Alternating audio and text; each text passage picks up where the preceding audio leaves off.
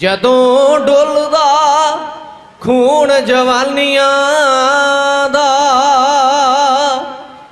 उदों कौम दा होवे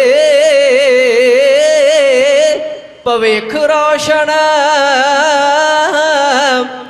हुंदा दान बलिदान बलिदानियां दा हो कौमां वास्ते तली ते सीस धरना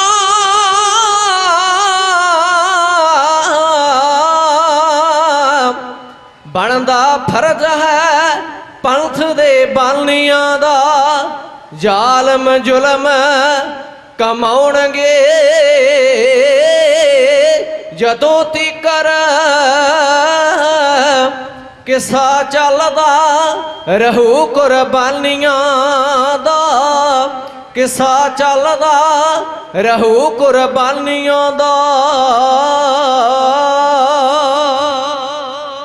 जदों धर्म नूं खून दी लोड़ होवे खून वांग दरियावां दे रोड़दाए लोकी जिंदगी लोड़ दे जिंदगी चों पर तू मौत चों जिंदगी लोड़दाए पर तू मौत चों जिंदगी लोड़दाए।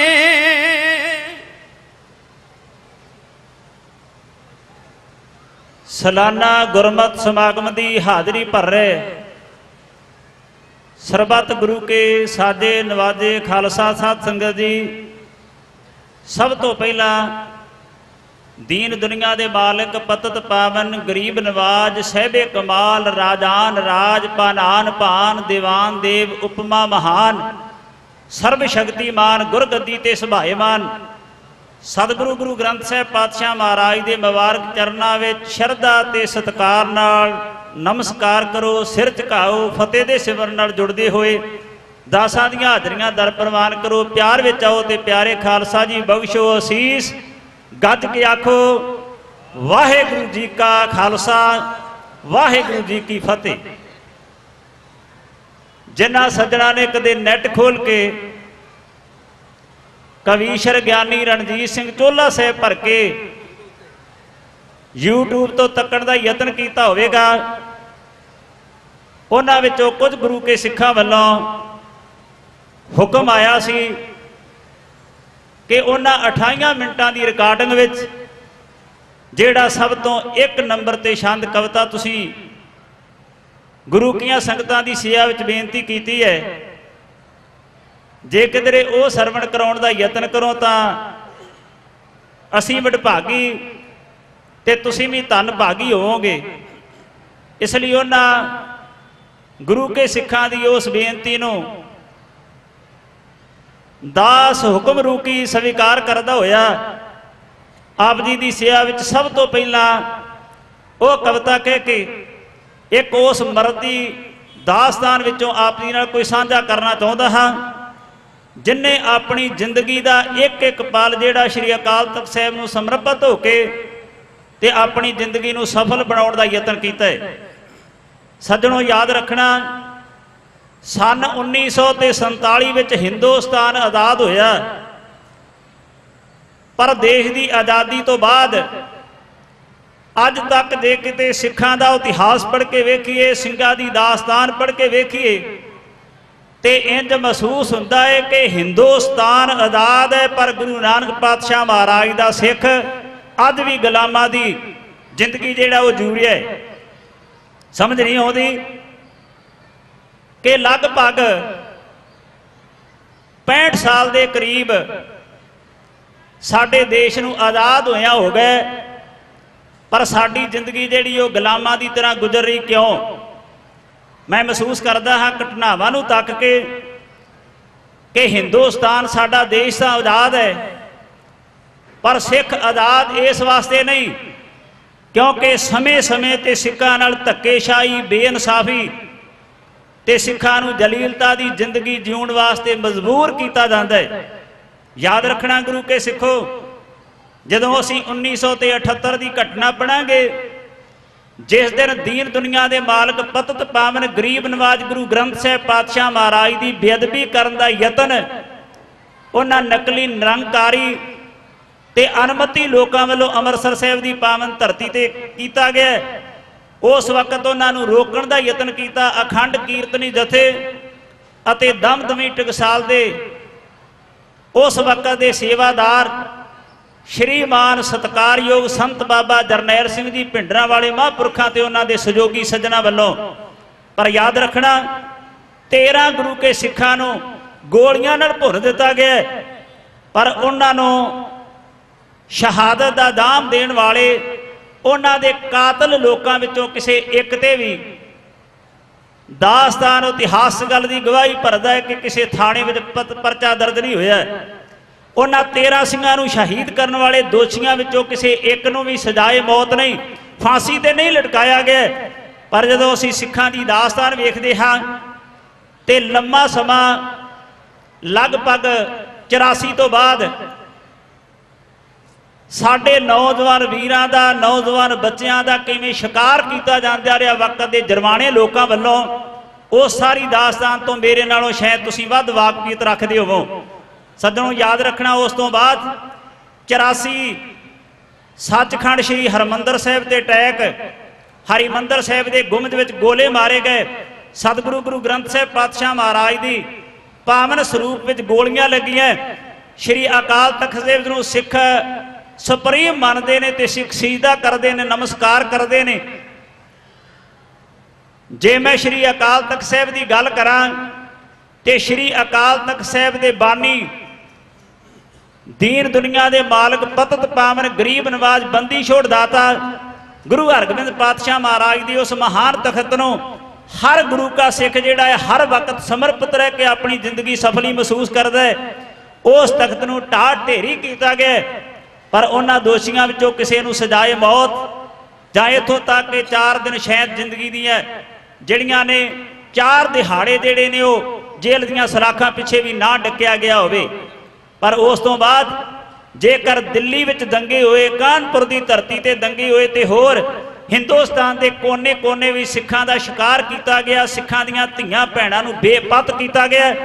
ते मेरे ख्याल मुताबक दास्तान जिहड़ी लंबेरी है वक्त के मुताबक जो मैं कहण दा यतन कर रहा हाँ, उहदे मुताबक प्रबंधकों वालों दिता समा जिहड़ा जे मैं प्रबंधकों के प्रबंध नूं मद्देनज़र रखा तो 30 मिनट का समा जिहड़ा है बहुत लम्मा चौड़ा, तो मेरे ख्याल मुताबक साडा बहुत वड्डा उन्हां वल्लों सन्मान किया गया। पर जिहड़ी गल मैं कहनी चाहुंदा हाँ, जे मैं उस पक्ष तो लैके समय की विचार करा तो समा विस्तार करन दा नहीं, इसलिए मैं महसूस करदा हाँ कि 47 तो लैके अज तक जो कुछ सिख कौम नाल होया, जिन्नियां बेइनसाफियां ते धक्केशाहियां साडी कौम दे ते साडे वडेरियां नूं सामना करना पिया, झल्लणियां पईयां, उन्हां सारियां नूं मद्देनज़र रख के एक ही गल कीती जा सकदी है कि इस दी बैक साइड वेखी जावे ते हिंदुस्तान दे हाकमां दी नीति जिहड़ी है वो सिखां वास्ते काणी वंड वाली है, सिखां वास्ते बेइनसाफी वाली है।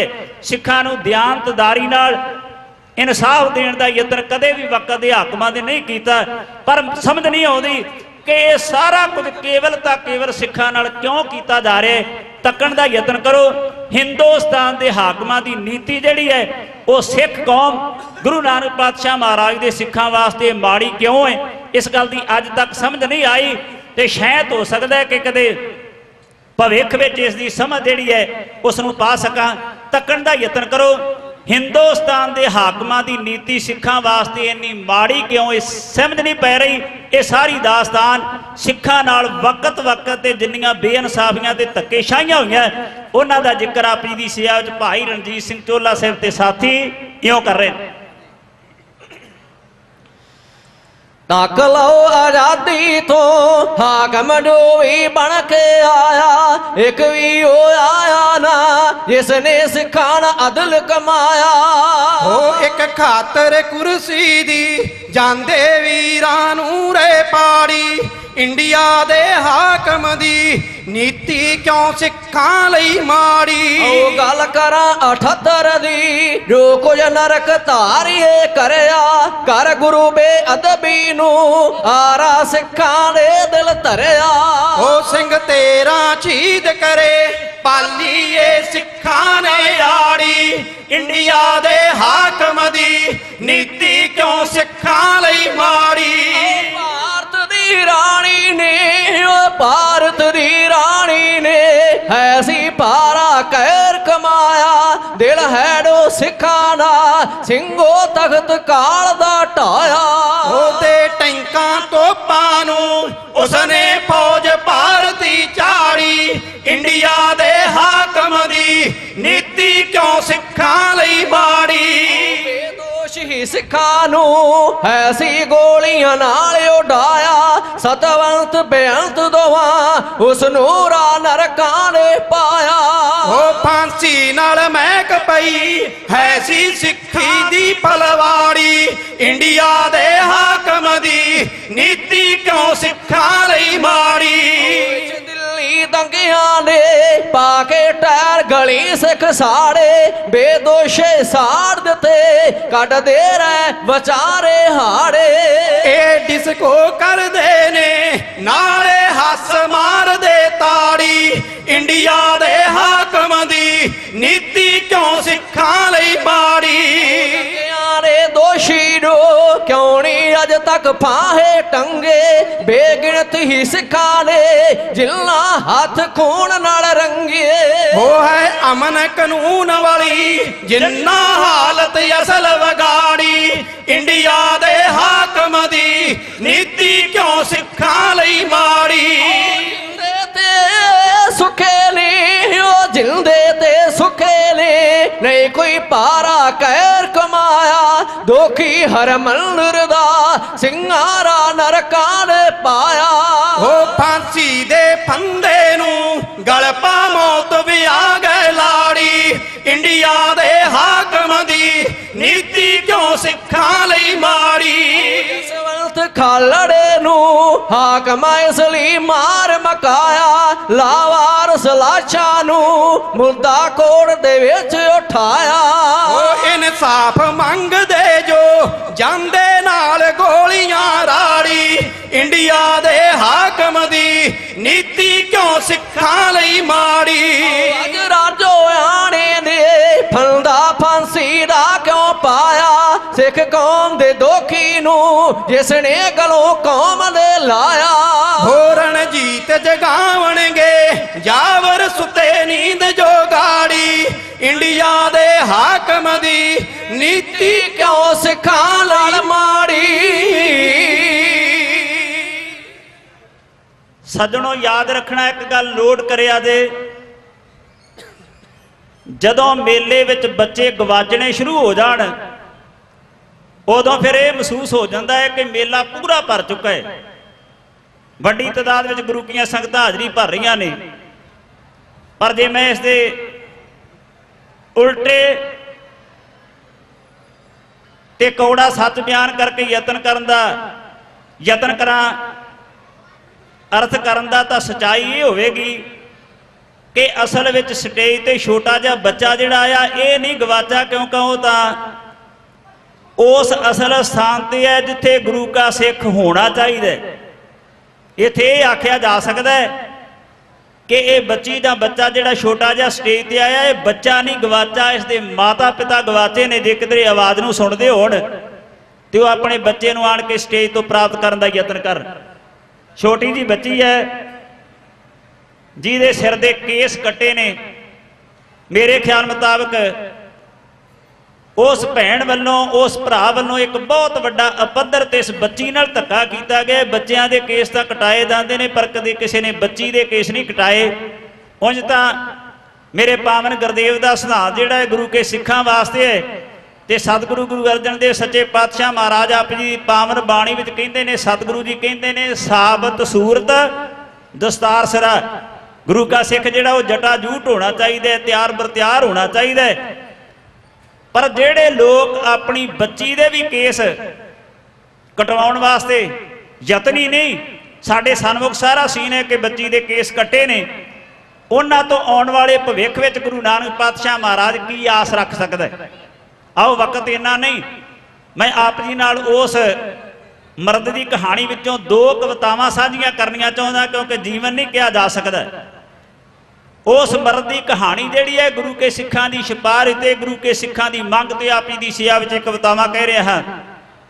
ਸੱਜਣੋ ਯਾਦ ਰੱਖਣਾ, ਲੋਕ ਉਹਨਾਂ ਮਰਦਾਂ ਨੂੰ, ਲੋਕ ਉਹਨਾਂ ਬਹਾਦਰਾਂ ਨੂੰ ਮਰਨ ਤੋਂ ਬਾਅਦ ਯਾਦ ਕਰਦੇ ਨੇ, ਪਰ ਇਸ ਬਹਾਦਰ ਨੇ ਐਸੀ ਕਰਨੀ ਕੀਤੀ ਹੈ ਕਿ ਰਸਨਾ ਤੋਂ ਉਹ ਬੋਲ ਗਾਏ ਨੇ ਤੇ ਹੁਕਮ ਮੰਨਿਆ ਸਤਿ ਸ੍ਰੀ ਅਕਾਲ ਤਖਤ ਸਾਹਿਬ ਦਾ। ਯਾਦ ਰੱਖਣਾ, ਪਿਛਲੇ ਸਾਲ 5 ਫਰਵਰੀ 2012 ਨੂੰ ਸ਼ਾਲਨੀ ਨਾਗਪਾਲ ਸੈਸ਼ਨ ਜੱਜ ਚੰਡੀਗੜ੍ਹ ਨੇ ਇਸ ਨੂੰ ਸਜ਼ਾਏ ਮੌਤ ਸੁਣਾਈ ਸੀ ਤੇ ਉਸ ਤੋਂ ਬਾਅਦ 31 ਮਾਰਚ ਦਾ ਦਿਨ ਨਿਯਤ ਕੀਤਾ ਗਿਆ ਸੀ ਫਾਂਸੀ ਦੇ ਫੰਦੇ ਤੇ ਲਟਕਾਉਣ ਵਾਸਤੇ, ਕਿਉਂਕਿ ਮਰਹੂਮ ਪੰਜਾਬ ਦੇ ਇੱਕ ਜਰਵਾਣੇ ਮੁੱਖ ਮੰਤਰੀ ਦੇ ਕਤਲ ਵਿੱਚ ਜੇਲ੍ਹ ਦੀਆਂ ਸਲਾਖਾਂ ਪਿੱਛੇ ਡੱਕਿਆ ਹੋਇਆ ਸੀ। ਬਸ ਉਸ ਮਰਦ ਨੇ ਜਿਹੜੀ ਗੱਲ ਕਹੀ, ਉਹਨੇ ਕਿਹਾ ਮੈਂ ਮੌਤ ਤੋਂ ਨਹੀਂ ਡਰਦਾ, ਕਿਉਂਕਿ ਮੈਂ ਕੇਵਲ ਆਪਣਾ ਜੀਵਨ ਜਿਹੜਾ ਉਹ ਸਿੱਖੀ ਨੂੰ ਆਕਾਸ਼ ਦੀਆਂ ਬੁਲੰਦੀਆਂ ਤੱਕ ਪਹੁੰਚਾਉਣ ਵਾਸਤੇ ਲਾਉਣਾ ਚਾਹੁੰਦਾ ਹੈ। ਮੈਂ ਗੁਰੂ ਨਾਨਕ ਪਾਤਸ਼ਾਹ ਮਹਾਰਾਜ ਦੀ ਇਸ ਮਹਾਨ ਮਾਰਸ਼ਲ ਸਿੱਖ ਕੌਮ ਨੂੰ ਆਜ਼ਾਦ ਵੇਖਣਾ ਚਾਹੁੰਦਾ ਹੈ। ਉਹਨੇ ਆਪਣੀ ਰਸਨਾ ਤੋਂ ਉਸ ਵਕਤ ਵੀ ਅਦਾਲਤ ਵਿੱਚ ਗਾਇਆ ਸੀ, ਅਸੀਂ ਹਾਰਨਾ ਜ਼ਾਲਮੋ ਸਿੱਖਿਆ ਨਹੀਂ, ਜਿੱਤਣ ਵਿੱਚ ਹੈ ਪੱਕਾ ਵਿਸ਼ਵਾਸ ਸਾਡਾ, ਸਾਨੂੰ ਕਿਸੇ ਗਵਾਹੀ ਦੀ ਲੋੜ ਕੋਈ ਨਹੀਂ, ਕਿਉਂਕਿ ਖੂਨ ਨਾਲ ਲਿਖਿਆ ਇਤਿਹਾਸ ਸਾਡਾ। ਉਸ ਮਰਦ ਨੇ ਆਖਿਆ ਸੀ, ਸਾਡੀ ਮੰਜ਼ਿਲ ਦਾ ਜ਼ਾਲਮੋ ਰਾਹ ਸਿੱਧਾ, ਤੁਸੀਂ ਕੌਣ ਹੋ ਸਾਨੂੰ ਅਟਕਾਉਣ ਵਾਲੇ, ਅਸੀਂ ਤੁਸਾਂ ਦੇ ਮਾਰਿਆਂ ਮੁੱਕਣਾ ਨਹੀਂ, ਮੁੱਕ ਜਾਣਗੇ ਸਾਨੂੰ ਮਕਾਉਣ ਵਾਲੇ। ਉਸ ਬਹਾਦਰ ਨੇ ਆਖਿਆ ਮੈਂ ਸਿੱਖੀ ਵਾਸਤੇ ਇੱਕ ਇੱਕ ਕਤਰਾ ਆਪਣੇ ਖੂਨ ਦਾ ਲਾਉਣ ਵਾਸਤੇ ਤਿਆਰ ਹਾਂ। ਪਰ ਜਿੱਥੇ ਉਸਨੇ ਮੌਤ ਨੂੰ ਸਵੀਕਾਰ ਕੀਤਾ, ਉੱਥੇ ਇਕੱਲੇ ਪੰਜਾਬ ਦੀ ਗੱਲ ਨਹੀਂ, ਕੱਲੇ ਰਾਜਸਥਾਨ ਦੀ ਗੱਲ ਨਹੀਂ, ਕੱਲੇ ਯੂਪੀ ਜਾਂ ਬਿਹਾਰ ਹਰਿਆਣੇ ਦੀ ਗੱਲ ਨਹੀਂ, ਕੱਲੇ ਹਿੰਦੁਸਤਾਨ ਦੀ ਗੱਲ ਨਹੀਂ, ਸਗੋਂ ਜਿੱਥੇ ਜਿੱਥੇ ਗੁਰੂ ਨਾਨਕ ਪਾਤਸ਼ਾਹ ਮਹਾਰਾਜ ਦਾ ਸਿੱਖ ਬੈਠਾ ਉੱਥੇ ਉੱਥੇ ਬੈਠੇ ਗੁਰੂ ਕੇ ਸਿੱਖ ਨੇ ਪਾਇਆ ਗਲ ਵਿੱਚ ਪੱਲੂ, ਸ਼ਰਧਾ ਤੇ ਸਤਿਕਾਰ ਨਾਲ ਪਾਵਨ ਗੁਰਦੇਵ ਗੁਰੂ ਕਲਗੀਆਂ ਵਾਲੇ ਪਾਤਸ਼ਾਹ ਮਹਾਰਾਜ ਨੂੰ ਕੀਤਾ ਯਾਦ, ਆਪਣਾ ਸਿਰ ਝੁਕਾਇਆ। ਦੀਨ ਦੁਨੀਆ ਦੇ ਮਾਲਕ ਪਤਤ ਪਾਵਨ ਸ਼ਬਦ ਗੁਰੂ ਸਤਿਗੁਰੂ ਗੁਰੂ ਗ੍ਰੰਥ ਸਾਹਿਬ ਪਾਤਸ਼ਾਹ ਮਹਾਰਾਜ ਦੇ ਚਰਨਾਂ ਵਿੱਚ ਨੇਤਰ ਮੂੰਦ ਕੇ ਗੁਰੂ ਕੇ ਸਿੱਖਾਂ ਨੇ ਸਭ ਤੋਂ ਪਹਿਲਾਂ ਚੌਪੀ ਸਾਹਿਬ ਦਾ ਜਾਪ ਕੀਤਾ ਤੇ ਚੌਪੀ ਸਾਹਿਬ ਦਾ ਯਾਦ ਕਰਨ ਤੋਂ ਬਾਅਦ ਅਰਦਾਸ ਕੀਤੀ ਦੀਨ ਦੁਨੀਆ ਦੇ ਮਾਲਕ ਗੁਰੂ ਗ੍ਰੰਥ ਸਾਹਿਬ ਪਾਤਸ਼ਾਹ ਮਹਾਰਾਜ ਦੇ ਚਰਨਾਂ ਵਿੱਚ ਕਿ ਸਤਿਗੁਰ ਸੱਚੇ ਪਾਤਸ਼ਾਹ ਸਾਨੂੰ ਆਪਣੇ ਸਰੀਰ ਤੇ ਵੱਡੇ ਤੋਂ ਵੱਡੇ ਤਸੀਹੇ ਦਿੱਤੇ ਜਾਣ, ਜਰਵਾਣਿਆਂ ਵੱਲੋਂ ਅਸੀਂ ਝੱਲਣ ਵਾਸਤੇ ਤਿਆਰ ਹਾਂ। ਪਰ ਸਤਿਗੁਰ ਸੱਚੇ ਪਾਤਸ਼ਾਹ ਇੱਕ ਤੇਰੇ ਚਰਨਾਂ ਵਿੱਚ ਅਰਦਾਸ ਹੈ ਕਿ ਉਹ ਕੌਮ ਦਾ ਕੋਈ ਨੂਰ ਹੀਰਾ, ਉਹ ਪੰਥ ਦਾ ਅਨਮੋਲ ਲਾਲ ਭਾਈ ਬਲਵੰਤ ਸਿੰਘ ਦੀ ਰਾਜੋਆਣਾ ਸਾਡੇ ਤੋਂ ਖੁੱਸਣਾ ਨਹੀਂ ਚਾਹੀਦਾ।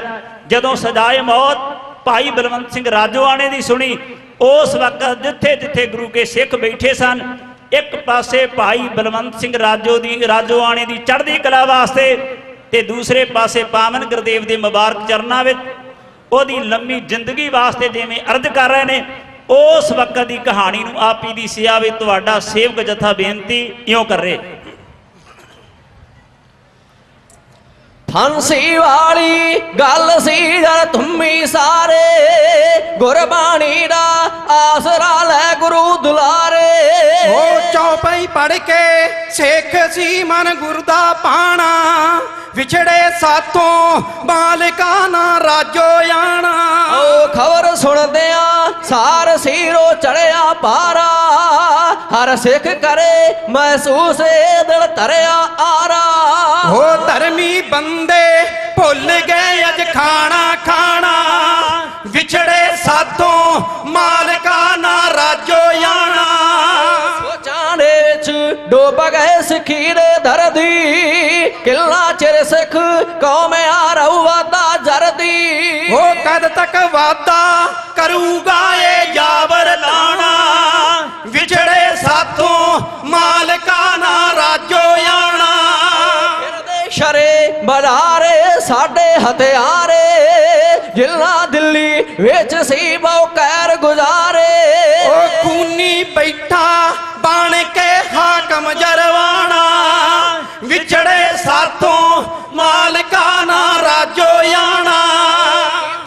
ਕਤਲ ਮੈਂ ਦੋਸ਼ ਨੇ ਘਰ ਘਾਟ ਉਜਾੜੇ ਟਾਇਰ ਗਲਾਂ ਵਿੱਚ ਪਾ ਕੇ ਸਿੱਖ ਜੂੰਡੇ ਸਾੜੇ ਉਹ ਹੱਥਾਂ ਵਿੱਚ ਤਰ ਸੂਲ ਲੈ ਸੀ ਫਿਰਦਾ ਢਾਣਾ ਵਿਛੜੇ ਸਾਥੋਂ ਮਾਲਕਾ ਨਾ ਰਾਜੋ ਆਣਾ ਤੀ ਹੱਥਕੜ ਬੇੜੀਆਂ ਜੇਲਾਂ ਵਿੱਚ ਜਾਣਾ ਵਿਛੜੇ ਸਾਥੋਂ ਮਾਲਕਾ ਨਾ ਰਾਜੋ ਆਣਾ ਗਲ ਪਲਾਰਣ ਢੀੜ ਪਾਇ ਅਰਦਾਸਾਂ ਕਰਦਾ ਓਏ ਗਲ ਪਲਾਰਣ ਢੀਤ ਪਾਇ ਅਰਦਾਸਾਂ ਕਰਦਾ ਬੇੜਾ ਵਿੱਚ ਮਨ ਧਾਰ ਦੇ ਤਾਰੇ ਤਾਂ ਤਰਦਾ ਹੋ ਜਸ ਗਊ ਜਸ ਵੀਰ ਜੀ ਮਖਤਿਆਰ ਨਮਾਣਾ ਵਿਛੜੇ ਸਾਥੋਂ ਮਾਲਕਾ ਨਾ ਰਾਜੋ ਆਣਾ ਸੱਜਣੋ ਉਹ ਮਰਦ ਹੈ ਜਿਨਨੇ ਆਪਣੀ ਜ਼ਿੰਦਗੀ ਦਾ ਇੱਕ ਇੱਕ ਕਤਰਾ ਖੂਨ ਦਾ ਤੇ ਇੱਕ ਇੱਕ ਸਵਾਸ ਜਿਹੜਾ ਹੈ ਉਹ ਗੁਰੂ ਨਾਨਕ ਪਾਤਸ਼ਾਹ ਮਹਾਰਾਜ ਦੀ ਸਿੱਖੀ ਦੀ ਖਾਤਰ ਲਾਉਣ ਵਾਸਤੇ ਤਤਪਰ ਹੋ ਗਏ।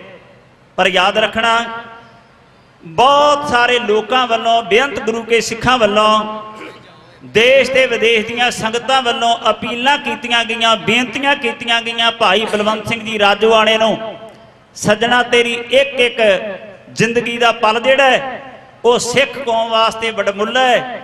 ਇਸ ਲਈ ਤੇਰੇ ਜੀਵਨ ਦਾ ਜੇ ਅਸੀਂ ਲੰਮਾ ਲੇਖਾ ਜੋਖਾ ਕਰਕੇ ਕੋਈ ਵੱਡੀ ਤੋਂ ਵੱਡੀ ਕੀਮਤ ਅਦਾ ਕਰਕੇ ਤੇਰੀ ਜ਼ਿੰਦਗੀ ਦੀਆਂ ਘੜੀਆਂ ਨੂੰ ਵਧਾਇਆ ਜਾ ਸਕੇ ਤੇ ਉਹ ਸਾਡੇ ਵਾਸਤੇ ਵੱਡੇ ਮਾਣ ਵਾਲੀ ਗੱਲ ਹੋਵੇਗੀ।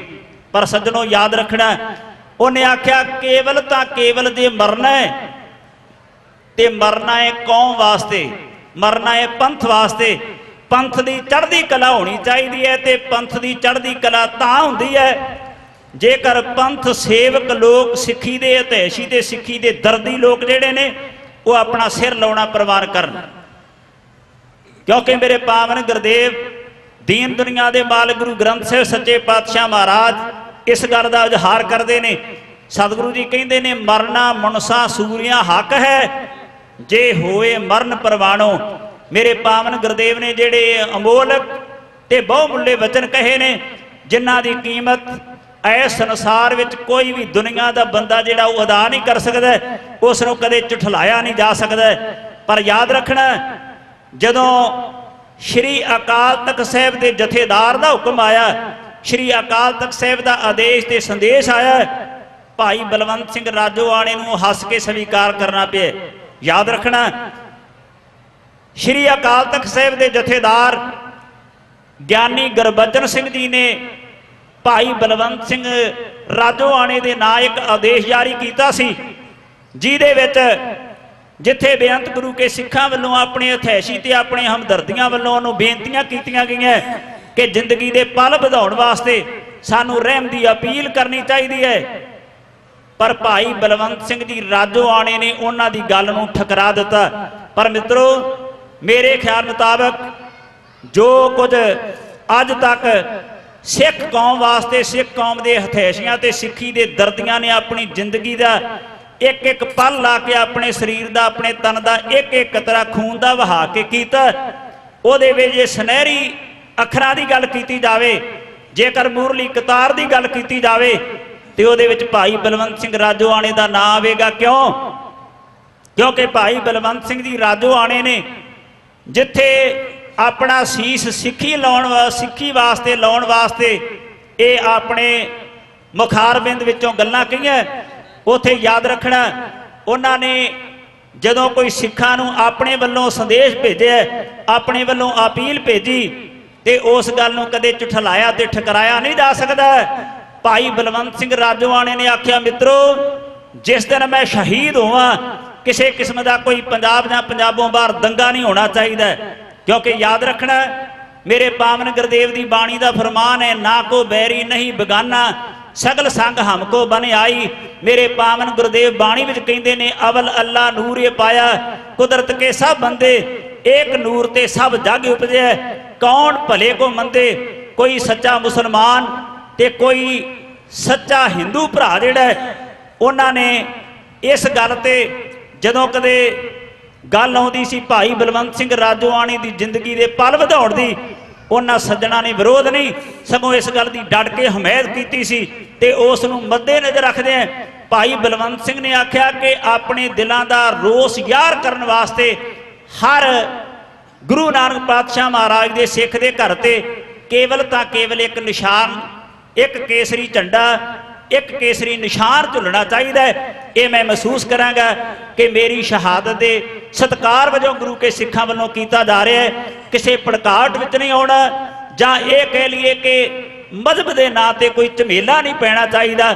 ਭਾਈ ਬਲਵੰਤ ਸਿੰਘ ਰਾਜੋਆਣੇ ਨੇ ਜਿਹੜਾ ਗੁਰੂ ਕੇ ਸਿੱਖਾਂ ਦੇ ਨਾਂ ਸੰਦੇਸ਼ ਜਾਰੀ ਕੀਤਾ ਕਿ ਆਪਣੇ ਘਰਾਂ ਤੇ ਕੇਸਰੀ ਝੰਡੇ ਲਹਿਰਾ ਕੇ ਮੇਰੀ ਸ਼ਹਾਦਤ ਦਾ ਸਤਿਕਾਰ ਕੀਤਾ ਜਾਵੇ, ਉਸ ਵਕਤ ਦੀ ਕਹਾਣੀ ਵਿੱਚੋਂ ਆਪ ਜੀ ਨਾਲ ਕੇਵਲ 3 ਮਿੰਟਾਂ ਵਿੱਚ ਸਾਂਝ ਪਾ ਕੇ ਉਸ ਤੋਂ ਬਾਅਦ ਵਕਤ ਜਿਹੜਾ ਉਹ ਸਮਾਪਤੀ ਵੱਲ ਵਧ ਰਿਹਾ ਹੈ ਤੇ ਆਪ ਤੋਂ ਖਿਮਾ ਚਾਹਾਂਗਾ। ਤਵੱਜੋ ਦੇ ਕੇ ਸਰਵਣ ਕਰੋ।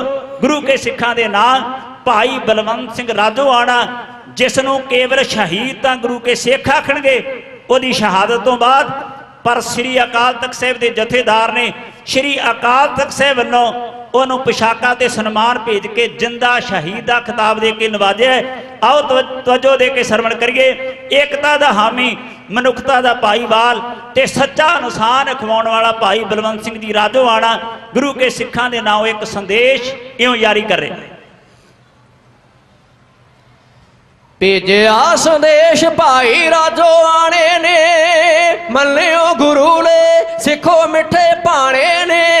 ਉਹ ਸੱਭੇ ਸਾਂਝੀ ਵਾਲ ਗੱਲ ਨਾ ਭੁਲਾ ਦਿਓ, ਕੇਸਰੀ ਨਿਸ਼ਾਨ ਘਰਾਂ ਤੇ ਚਲਾ ਦਿਓ। ਓ ਸਾਡਾ ਤਾਂ ਕਿਸੇ ਨਾ ਕੋਈ ਜਾਤੀ ਵੈਰ ਨਾ, ਜ਼ਾਲਮਾਂ ਨੂੰ ਸੁੱਧ ਨਾ ਇਹ ਹੁੰਦਾ ਕਹਿਰ ਨਾ। ਓ ਜਿੰਦੇ ਅਤੇ ਸੁੱਖੇ ਰਸਤਾ ਵਿਖਾ ਦਿਓ, ਕੇਸਰੀ ਨਿਸ਼ਾਨ ਘਰਾਂ ਤੇ ਚਲਾ ਦਿਓ। ਓ ਸ਼ਾਂਤਮਈ ਰਹਿ ਕੇ ਰੋਸ਼ ਯਾਰ ਕਰਨਾ, ਪੜਵੇ ਗੁਰਾਂ ਤੋਂ ਸਿੱਖਿਆ ਹੈ ਮਰਨਾ। ਓ ਏਕਤਾ ਨਾ ਜੜ ਜ਼ੁਲਮੀ ਹਿਲਾ ਦਿਓ, ਕੇਸਰੀ ਨਿਸ਼ਾਨ ਘਰਾਂ ਤੇ ਚਲਾ ਦਿਓ। ਓ ਕੌਮ ਦੇ ਲਈ ਹੱਸ ਕੇ ਹੈ ਫਾਂਸੀ ਚੜਨਾ, ਵਾਂਗਰਾਂ ਪਤੰਗੇ ਹੈ ਸ਼ਮਾ ਤੇ ਸੜਨਾ। ਓ ਤੇਰਾ ਕੀਆ ਮਿੱਠਾ ਹੈ ਸ਼ਬਦ ਗਾ ਦਿਓ, ਕੇਸਰੀ ਨਿਸ਼ਾਨ ਘਰਾਂ ਤੇ ਚਲਾ ਦਿਓ। ਓ ਕਰੋ ਅਰਦਾਸ ਗੁਰ ਪੜ ਗੁਰ ਬਾਣੀਆਂ, ਹੱਸ ਪਰਨਾਵਾ ਲਾੜੀ ਮੌਤ ਰਾਣੀਆਂ। ਓ ਯਾਰ ਗਲੀ ਸੇਰਾ ਤਲੀ ਤੇ ਟਕਾ ਦਿਓ, ਕੇਸਰੀ ਨਿਸ਼ਾਨ ਘਰਾਂ ਤੇ ਚਲਾ ਦਿਓ। ਓ ਅਸੀਂ ਸਰਬੱਤ ਦਾ ਭਲਾ ਰਹਿ ਮੰਗਦੇ, ਯਾਲ ਮੈਂ ਸਾਨੂੰ ਰਹਿ ਸੂਲੀ ਟੰਗਦੇ। ਓ ਗੁਰੂ ਦੇ ਸੰਦਾਤ ਤਾਈ ਹੈ ਦਰਾ ਦਿਓ, ਕੇਸਰੀ ਨਿਸ਼ਾਨ ਘਰਾਂ ਤੇ ਚਲਾ ਦਿਓ। ਓ ਹਿੰਦੂ ਹੋਵੇ ਚਾਵੇ ਕੋਈ ਮੁਸਲਮਾਨ ਜੀ, ਕਾਇਮ ਰਹਿਣਾ ਚਾਹੀਏ ਉਹਦਾ ਸਨਮਾਨ ਜੀ। ਓ ਭਾਵਨਾ ਨੂੰ ਕਿਤੇ ਠੇਸ ਨਾ ਪਹੁੰਚਾ ਦਿਓ, ਕੇਸਰੀ ਨਿਸ਼ਾਨ ਘਰਾਂ ਤੇ ਚਲਾ ਦਿਓ। ਓ ਦਸਤਾਰਾ ਬਨ ਕੇਸ ਰੀਤ ਪੱਟੇ ਲੈ ਕੇ ਤੇ, ਰੋਸ਼ ਯਾਰ ਕਰੋ ਯਾਬ ਤੇਜ ਰਹਿ ਗਏ ਤੇ। ਓ ਕਰ ਅਰਦਾਸ ਹੌਸਲਾ ਵਧਾ ਦਿਓ, ਕੇਸਰੀ ਨਿਸ਼ਾਨ ਘਰਾਂ ਤੇ ਚਲਾ ਦਿਓ। ਓ ਰਣਜੀਤ ਵੇਖ ਨਹੀਂ ਰਣਾ ਚੋਂ ਹਾਰਦੇ, ਹੱਸ ਹੱਸ ਸਿਰਾਂ ਲੈ ਬਿਆਨੇ ਤਾਰ ਦੇ। ਓ ਜਸ ਵੀਰ ਜਸ ਹੈ ਸਟੇਜੀ ਗਾ ਦਿਓ, ਕੇਸਰੀ ਨਿਸ਼ਾਨ ਘਰਾਂ ਤੇ ਚਲਾ ਦਿਓ। ਨੀਅਤ ਕੀਤਾ ਵਕਤ 30 ਮਿੰਟ ਸੀ ਤੇ ਪੂਰਾ ਹੋ ਚੁੱਕਾ ਹੈ। ਸਾਰੀਆਂ ਸੰਗਤਾਂ ਦਾ ਬਹੁਤ ਬਹੁਤ ਧੰਨਵਾਦ।